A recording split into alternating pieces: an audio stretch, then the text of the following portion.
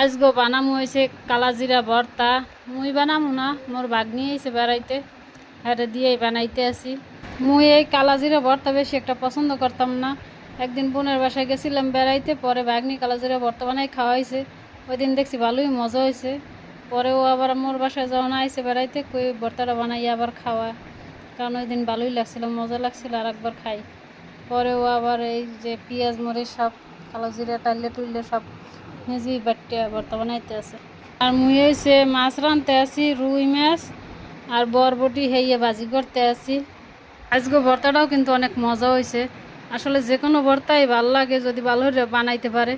ভর্তা বেশিরভাগ বানানো হয় না, এই যে বাড়াবাড়ির ঝামেলার জন্য। আর ব্যালেন্ডারে করলে তো অতটা মজা হয় না, এর লেগে বেশি একটা বানানো হয় না, খুবই কম মাঝে মাঝে বানাই। তো মাছ মাংসের চেয়ে ভর্তা খাইতে মধ্যে একটু বেশিই ভালো লাগে। এমন মানুষ খুবই কম আছে যে ভর্তা পছন্দ করে না।